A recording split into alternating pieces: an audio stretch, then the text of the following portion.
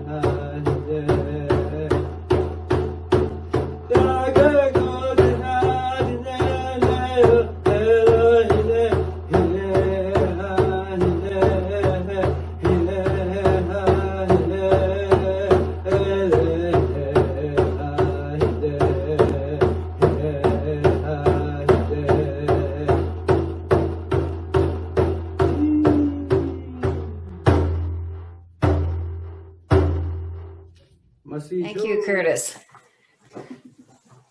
This festival would not have been possible without the many sponsors that helped us for this year, and they are the BC Arts Council, Canada Council for the Arts, the Peace River Regional District, the Northern Rockies Regional Municipality, the Province of BC, the Dawson Creek Art Gallery, and the Northern Lights College Foundation. So huge thanks to all of them for making this year's festival possible.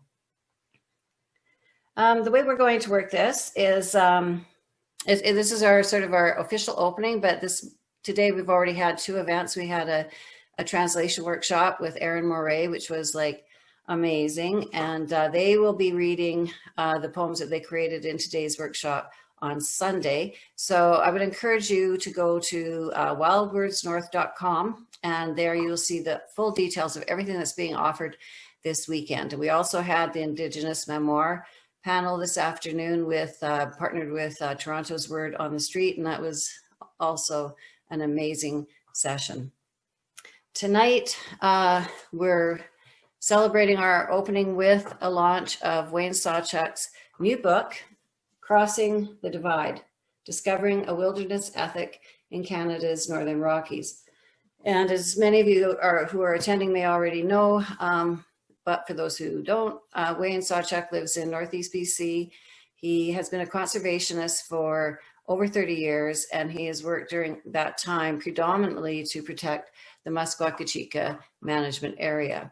And the book, Crossing the Divide, chronicles the transformation from starting out as a logger, sort of in the extraction industry, and moving toward his passion to create and preserve. Well, I guess the wilderness spaces were already there, but to preserve those spaces for all of the other beings that live on this planet.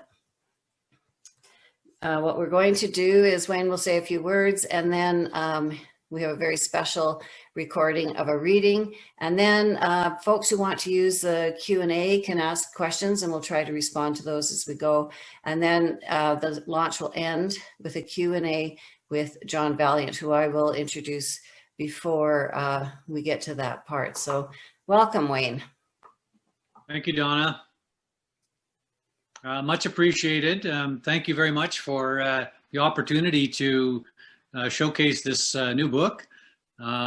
You have played a big role in it, not only tonight, but this book wouldn't have happened without your influence, and certainly it would still be sitting on my computer if it hadn't been for you and your prompting to get the thing out there. So I'm very appreciative of that.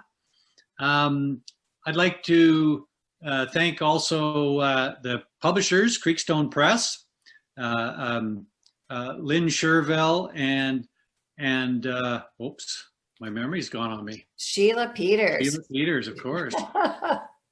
No, you should always have these things written out. You should have notes. I don't, of course, and it sometimes shows. But at any rate, they've done a great job on this, and much appreciated for sure to have that. And I'd also like to thank some members of my family who, certainly my mom and dad, Mike and Frida Sawchuk, who were big influences in my life, and really helped to, I guess, set the stage for all the things that I was able to do in my life, and I'm very appreciative of that. And my uncle Norman as well, who started the trap line out on the Gataga River, and was instrumental in getting me out into the mountains at that point. So I just want to thank those folks for all the things that they've done. Great, thank you. So most of these readings are done, I think traditionally, if you're doing a book launch, you'd have a reading now, and we certainly do have one, but instead of just reading it live, as it were, I made a recording on the Chiska River. We've just come back from the Muskwa-Kachika. We were out there for since the early part of July, and yeah, I think if we have that queued up, we can play that now and give folks a little bit of a taste of what the book might be about, and also what the Muskwa-Kachika looks like just a little over a week ago. All right, here we go.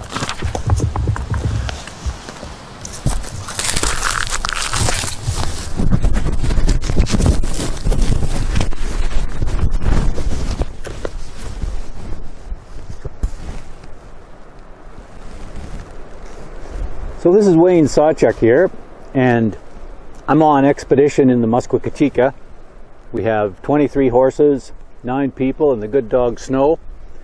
We are now 3 weeks out of Mayfield, which is our home base, and we will be heading out to the highway. We'll get there in just under a week. And as you can see, we've got some gorgeous fall weather here in the Muskwa-Kachika right now. This is September 15th, 2020. We're on the Chiska River, and I thought it would be appropriate if I read a little piece out of my new book, Crossing the Divide, Discovering a Wilderness Ethic in Canada's Northern Rockies. And I think it's appropriate that I read this piece here because those are the mountains over there where we dealt with poor caribou cow number 4. "All right, get out," said Zonk the pilot, "but be careful. Step out slowly and don't rock the boat." I took off my earphones and opened the door. Although the skid was in contact with the mountain, the helicopter was still flying, hovering under power. The machine shook with the rotor blast, and the air was a roaring blur of noise and wind. We were balancing on a single point of one skid, angled into the mountainside, leaving an open gap of a foot or two that I'd have to step over. As I prepared to dismount, I looked down through the gap. the slope plunged away in a nerve-wracking series of cliffs and drops. And if you look across the valley there, it's up in the, this occurred about mid-level on that snow, on that highest mountain there, the nearest mountain. As I prepared to dismount, I looked down through the gap. The slope plunged away in a nerve-wracking series of cliffs and drops. No time to dither. I climbed onto the skid, took a long step over empty air, setting one foot onto the rocks, and then carefully shifted my weight to the ground. No jarring the machine. I lay down immediately, hugging the ground and protecting my camera from flying debris as the helicopter peeled away from the mountainside. As the wind and noise subsided, I composed myself and turned my attention to poor caribou cow number 4. It appeared she had fallen down the hillside, the force of the impact expelling the calf, but too late for either mother or offspring. Her legs were pointing upslope and she was stiff and cold. She'd been lying in this position all night. I took a series of photographs of the cow. Fortunately, the radio collar was loose enough to slip over the cow's head. I hadn't been looking forward to beheading her with the 4-inch blade of my Leatherman. When I was done, I waved the helicopter in, crouching on the moss amid the wind and whirling debris. When the skid touched the rocks, I got in carefully, stepping across the chasm and onto the skid as fast as possible. In moments, we were back down on the riverbank. "Good job," says Jill. "Did you get the collar and the tooth?" "Oh, the collar, yes, the tooth, no." In my excitement, I had completely forgotten. "It's okay. We'll get the age from our capture records." I was glad about that. I felt foolish for having forgotten. As we took off, heading back to base, I thought about the research project and the effect it must have on the animals. The sound and fury had been overwhelming as the chopper approached, and I was well aware that neither the machine nor the humans involved meant me any harm. But to an animal, the experience of being net-gunned, sampled, and collared must be absolutely terrifying. I pressed the button on the intercom. "What do you think, Jill? Do you think collaring and monitoring have any harmful effects on these animals?" There was a moment of silence in the headset as she considered her answer. "Well, it can't be a pleasant experience for them," she said. "I think we should consider all alternatives when we're designing a research project and pick the least intrusive method that would give us the information we want. Trouble is, in a project like this, in an area this big, with an animal that uses the whole landscape, we don't have many alternatives to this kind of collaring if we want to answer even the most basic questions about the species." That sounded right to me, as long as we were pretty sure we needed the information before subjecting any animal to the trauma of helicopter collaring and monitoring. Caribou in particular live close to the edge of survival, relying on spreading themselves unpredictably across the landscape to avoid predators. Each small change to a caribou's environment, one that improves access for wolves, say, helps push them closer to the brink. And in the north today, there are a lot of new roads. Caribou numbers are also influenced by the availability of food, snow depth, the number of moose and elk on their range, and hunting pressure. And that doesn't consider wild cards such as large forest fires or the effects of climate change. All these factors make for a chaotic and thus inherently unpredictable system. And it's a large system. As we can see today, it's a hot day in September. This time of year, and the cottonwoods are letting loose all of their seeds. Away they go. What a gorgeous day. How lucky. Thank you for listening. Thank you, Wayne. That was great. Thanks, Son. Does anyone have any questions for Wayne before we go on to the next part of this launch? And if any occur during the Q&A, or the Q&A with John Valiant that's coming up next, you can just post your questions and then we can deal with those at the end as well. We're so delighted that John Valiant, who I'm sure everyone here knows, acclaimed author of many much loved writing, including The Golden Spruce, Jaguar's Children, and The Tagger. In 2007, Wayne went to the Banff Center for the Arts, and he was there for a writing residency, and John Valiant was there as well. And they started talking about the MK, and John decided he would like to go and spend some time with Wayne in this wilderness area. So he got a project with the National Geographic, and he went in, I believe it was the summer of 2007, and they traveled together for a month, and he collected materials for an article that was then published in 2008 in the National Geographic. So with Wayne, John's firsthand knowledge of the area that Wayne has been so passionate about for so many years, we can be more delighted that he has offered to serve as the moderator. So I'm going to share that Q&A with you now. It's great to be here, and it's great to be with you, Wayne. Though this is the first time I think we've met virtually. Indeed, it's been a long time since we've spent time on the trail, John. Way too long, I might add. Yeah. But at least we get to at least commune a little bit. Yeah. Through this electronic, I guess, sign of the times. Anyway, good to see you, and especially on this auspicious occasion. So congratulations, first of all, on a wonderful book. Well, thank you very much, John. I appreciate it. Yeah. No, I read it with interest and a certain amount of envy. And but not for every story. There's some hairy ones in there.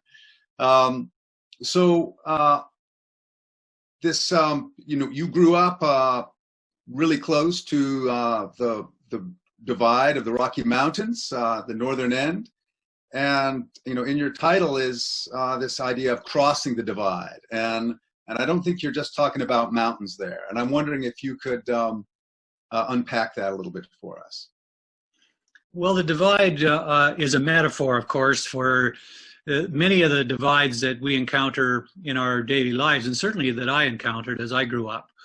The divides, first of all, the Rocky Mountain, the physical divide on the Rockies itself, but there's also the divide between environmentalism and conservationism and hunting and trapping and taking animals, for instance. There's a divide between the perspectives of people on how the land should be used. Is it there for our purpose to exploit, our human purposes, or is it there for itself? And does it deserve to be preserved for itself, essentially? So these are the kinds of divides I'm talking about in that title. Well, honestly, I've traveled a lot and met a lot of people in the conservation world and the hunting world too, and I met very few people who are able to kind of mediate those tensions as gracefully and openly as you do. And it's something that's always fascinated me, and frankly really filled me with admiration, because it's a really difficult tension to manage. And your upbringing was so unusual in the sense that I really had the feeling, reading the book and also in conversation with you, that you grew up almost in another century. So many of your experiences seem to really come from the frontier and have a rawness and exposure, and in some ways a loneliness to them. And here you are, here we are on Zoom, deep in the 21st century now. And I'd like to know, what do you suppose it was about your upbringing, maybe some significant people in your life, or maybe your approaches to it, that have enabled you and encouraged you to be a mediator between these different worlds? I think it just came naturally out of my growing up in the situation that I was in. I had a father who was a firm exploitationist, if you want to put it that way. He was a logger. He was someone who did land clearing as a business, and we saw lots and lots of that kind of thing when I was growing up. The land was there to be used for my father and to make money from. My mother, on the other hand, had a softer, more gentle approach, and she believed that animals had an intrinsic worth, and that they were there not just for our use, but basically had value in and of themselves. And I think that tension between my father's view and my mother's view was something that I had to mediate as a child growing up. Although I didn't realize I was doing that, of course. It was just the way things were. There was different points of view. And so my own life essentially has been a middle road between those two kind of extremes, if you want to put it that way, or those 2 points of view. And I think that's helped me quite a bit. Certainly when I, as a logger and a trapper and a guide and a hunter, that gave a pretty solid basis for the conservationist side of my activities, because it allowed me to see to know what the other side was feeling, or all sides were feeling on that debate, and to find a middle road through them. And I hope that's contributed to some of the things that have happened subsequently, including the Muskoka-Chica, obviously. Yeah, I mean, the Muskoka-Chica is kind of this elephant in the living room. It's this incredible creation, this incredible piece of land, piece of country, really. It really is, bigger than a lot of European countries. And you were instrumental in putting that together. And in that way, your ability to bring all these different stakeholders to the table and to stay at the table with them and not get polarized, somehow you've been able to embody so many of the different points of view in British Columbia. And I'm going to close the door. Okay, sorry. It's breakfast time in our house. I hope we can edit this a little bit. But your creation, this monumental achievement that you are so intimately involved with, the creation of the Muskoka-Chica special management area, is, to me, seems like kind of a crowning achievement for the province as well. And it's something that you talk about in your new book very eloquently. And you spend a lot of time in there to this day. And it's a place that I've been privileged to travel into. And I really had the feeling going through there that this must be what Alexander Mackenzie saw. This must be what Lewis and Clark saw. This must be what First Nations hunters and gatherers experienced pre-contact. It's just a remarkably powerful, intact place. And you still occupy that space, partly because you hold rights to a trap line in there. And how do you reconcile now, with, we're technically, in what a lot of people describe as a sixth extinction. There are a lot of intense pressures being put on the planet right now, and on British Columbia in particular. How do you reconcile your role as a guide with your role as a trapper and a wilderness advocate? Well, this is a challenging balance, obviously, and when we were first looking at the Muskoka-Chica, it wasn't the Muskoka-Chica at that time. It was basically the Northern Rockies, which is just a big chunk of land that was open for resource extraction. But fortunately, there was many people who saw the value in the place, and I mean, it is absolutely gorgeous. First of all, it's like Banff and Jasper, but no roads and no people. Yeah, and that's a resource of amazing importance. 6.5% of the province is what it works out to, which is like 2 Vancouver Islands, right? Amazing. It's huge. Yeah. Absolutely huge, and there's very few roads running through it. The Alaska Highway runs through one corner. Mm-hmm. So there was a number of people, lots of folks, in fact, up here especially, who saw the value in protecting that place. And primary amongst those, I would give credit to George Smith, who he and I were partners in that campaign throughout the whole campaign from start to finish. And without him, I'm certain that the Muskoka-Chica would not have been created. But there was lots of other people who felt that way as well. And for myself personally, the dichotomy, or the divide, if you will, between conservation and taking animals has been something that's occupied a good part of my thoughts. I mean, I think, it's often been said, or the sage has said, that the unexamined life is not worth living. And of course, I have had to take a look at my own killing of wildlife, and as a trapper, and to reconcile that with the conservation side of things. Well, of course, when we go out there, I take a few martens. I could take any species at all. It's a requirement if you have a trap line to do that. Mhm. But martens are solitary creatures. You're not harming their social structure when you take just a few of them. So, and there's lots of them out there on the land. So from that perspective, I would say that ethically, I think I stand. It's okay. I think I've got that base covered. But in my book, I go into a couple of questions that I think each of us should answer if we're going to take a life, whether, of course, that's in this case animal life.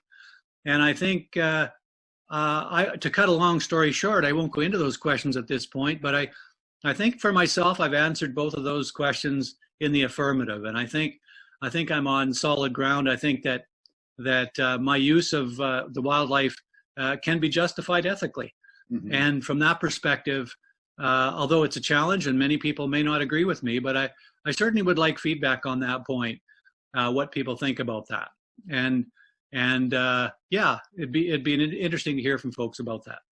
Well, it's really rich, a really rich and necessary subject, especially in BC. And I think you'd find yourself on common ground with, many settler hunters and many First Nations hunters and gatherers also. And that's part of the, the nature of being a human being on Earth is consuming resources, and whether we do it consciously or unconsciously is a really important question, and where a lot of the trouble comes up when we don't examine it, as you're suggesting we do. And I think that's one of the things that I've always admired about you, and I think that gives you so much credibility at the negotiating table when you're dealing with other stakeholders and other interests that a lot of people, particularly on the conservation side, often butt heads with.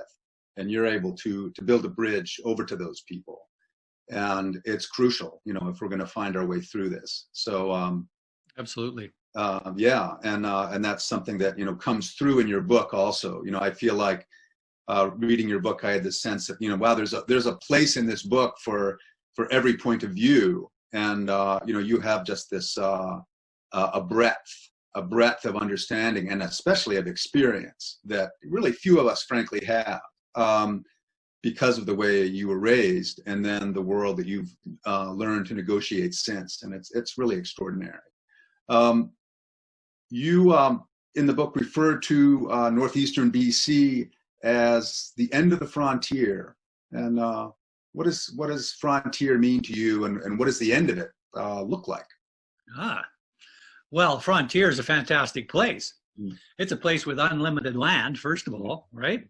Unlimited resources. Mm-hmm. And those resources are there for one purpose, and that's for our use, to be exploited to the extent that we want to or feel like doing.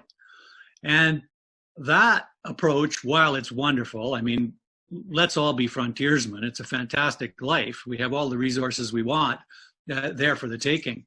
But the reality is that if we're going to reach a sustainable relationship with the natural world, we cannot operate on the frontier mentality. It's just too hard on the resources and too hard on the ecosystems and so on. We have to reach a sustainable balance with the natural world if we're ever going to exist in harmony.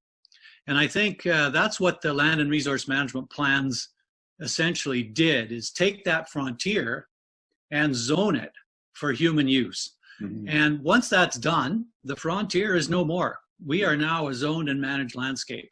And that transition, for many of us, I would call myself a frontiersman. I certainly grew up on the frontier, as did my father and most of us at that time. We were on the frontier.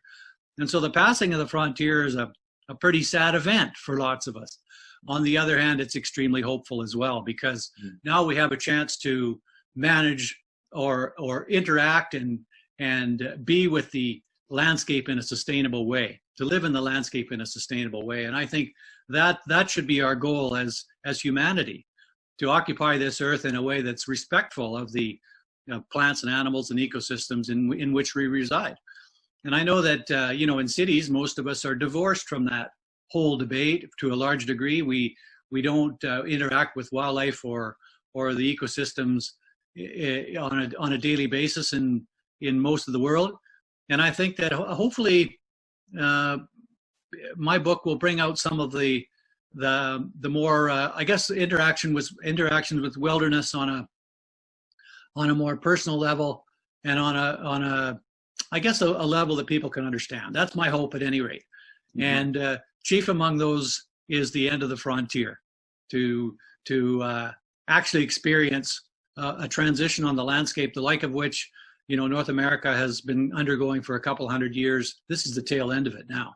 Yeah, yeah. Well, this idea of, you know, I think typically when we think of, you know, the end of something, there's a sorrow there, there's a finality, but really what you're suggesting here is, you know, it may be the end of the, you know, the frontier, but that was in a lot of ways a pretty one-sided and exploitive dynamic. And you're suggesting that it may be the end of the frontier, but it's actually the beginning of a new relationship. And that does seem very hopeful to me. And that's absolutely right, John. Absolutely the way it has to be and the way it is. Mm-hmm. Mm-hmm.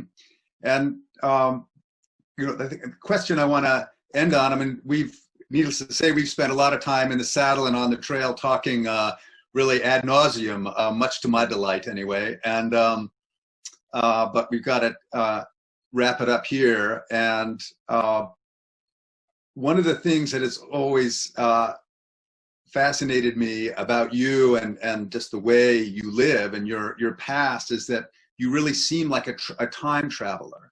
And I've seen your library. We actually have a lot of the same books. You have a wonderful grasp of natural history, of exploration history, and you have your own experience of actually, you know, exploring places where very, very few, certainly Anglos, have ever been. And does that, how does that make you, as an inhabitant of the planet, who in my view seems to have really occupied at least 3 centuries in your life, the way you've lived, how does it make you look at the world and feel about the world? You know, I think it gives me perspective. And when I travel to other places, you know, we were recently in Croatia and also in Honduras, the United States, Eastern Canada. And when I travel to these places, I realize that we live in a human-dominated landscape for the most part. And we are now, you know, consuming a huge proportion of the world's primary output, basically sunlight and land. Mm-hmm. And traveling in the Muskoka has given me an understanding of what used to be here. And it also has given me a understanding of the value of these places that are still untrammeled and still not exploited by humans. Yeah. On our 1 to 50,000 map sheet on the Mayfield Lakes, it's only a few rivers and no peaks, no lakes are actually named on that map sheet. Wow. Officially. Yeah. We have not appropriated that landscape. Yeah. And I think that perspective shows me what the value is of these things. And, you know, of course, we've concentrated on the ethics and the larger question, but I hope the stories are a ripping good read as well. And I know that there's some exciting stuff in there. For me, it certainly was. When I relive these experiences, you know, my hair was standing on end on more than one occasion. Holy cow. Yeah. But looking back and seeing what has been accomplished and what's been done, I'm very happy with certainly the book and the publication and the way it turned out. And I hope other people will like it as well as I do. Well, it's a remarkable read, and again, I had the feeling reading it of going back in time. And what's so amazing is that we can sit here and talk about it on Zoom, and yet, you know, when you read some of those stories, they really are like stories almost from pre-contact or early contact. And the fact that you're here with us, able to communicate those, and especially with such wisdom and perspective, is, you know, I feel lucky to be here with you. And I think, and John, I feel pretty lucky too. As a matter of fact. I mean, honestly, really, you're lucky to be alive, frankly, after some of those stories. And they, you know, it's a remarkable thing. So congratulations again. I really hope the next time I see you, it's in person and preferably on the trail. And I hope the festival is wonderful for you and everyone else who's joining us through whatever medium. So thanks for. Well, thank you, John. It's a great pleasure to see you as well, and you know, to read your books has always been illuminating for me to the nth degree, and so it's a great pleasure to work with you on this one. Excellent. Well, to be continued. Safe travels, and I'll see you down the trail. Great, thank you. So, yeah, does anyone have any questions before we wrap things up?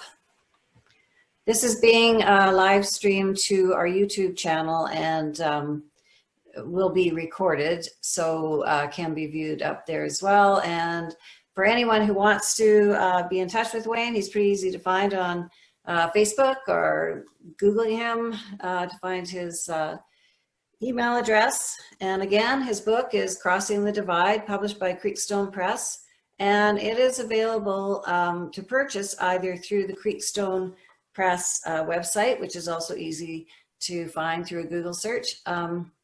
Independent bookstores across Canada are carrying it, and it's also available on our merchandise button on our website, which again is wildwordsnorth.com. So thank you everybody who attended either through the webinar or on the YouTube channel. And maybe I'll just let Wayne say a few words and then we'll let everyone go. But please do check out our website. Programming starts again in the morning, and it's just going to be an amazing lineup of people. I know I can see actually that there's a few of our moderators of workshops are attending here right now. Lori Nielsen Glenn is going to do a workshop on finding your story. These workshops are full, unfortunately, with wait lists, but that's how amazing they're going to be. And I see Joanna Lilly is here as well, and she's going to do a 7 steps to writing about place, and that takes place tomorrow. So many great things, and even if the workshops are full, you can't take part in those. There's many other things that are available for view. So I'll turn it over to you, Wayne, and then we'll say goodnight.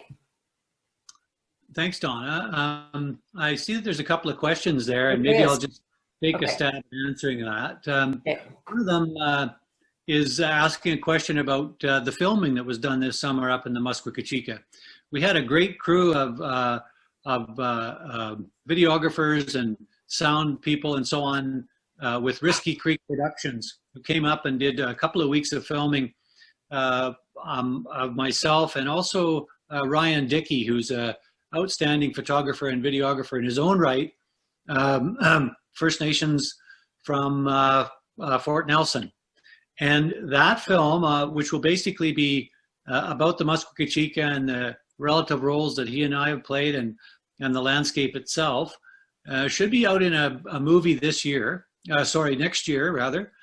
And we're really looking forward to that. It's got CBC funding, so it should be all over the airwaves in a year or so, we hope. That's going to be very influential. We're confident of that. And then I see another question that someone is asking, who do I see carrying the torch into the future?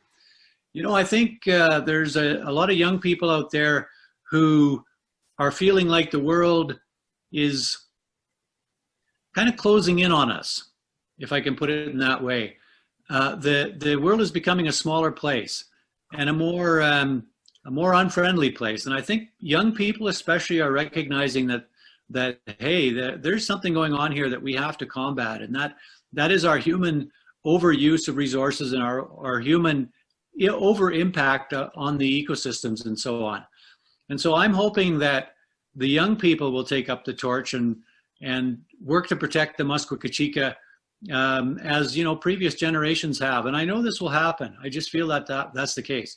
And also, I think First Nations have an amazing role to play in protecting places like the Muskwa-Kachika, not only the MK, but all those chunks of land that are important to them and important to us all and important to the wildlife. And so I think between young people, First Nations, and and people who are out there using the land, I think they are going to pick up the torch and work to protect the MK. That's certainly my hope, and I believe that will be the case. I really feel that the Muskwa-Kachika is big enough, strong enough, important enough that it will survive into the future. Of course, I'm an optimist, but nevertheless, I really believe that is the case. See, there is a question under the Q&A asking, how long did it take you to write this book? Well, it took quite a while to write this book, actually. I was fortunate enough to do a program at the Banff Center.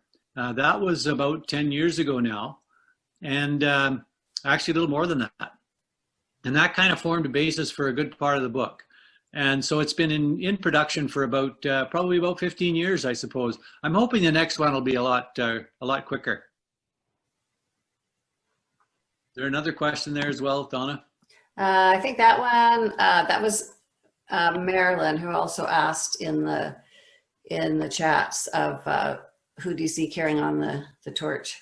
So I don't. Thanks, everybody, including all of those wonderful people that we know and love. Yeah. Yeah, thank you so much. Yeah, it's great just to even see the names on the sidebar. It's like, oh, look at who's here. So, yeah, thank you so much. And again, hopefully you'll take in the rest of Wild Birds North, and wouldn't be a success without people attending. So thank you so much. Thanks, everybody. Hope you enjoy the book.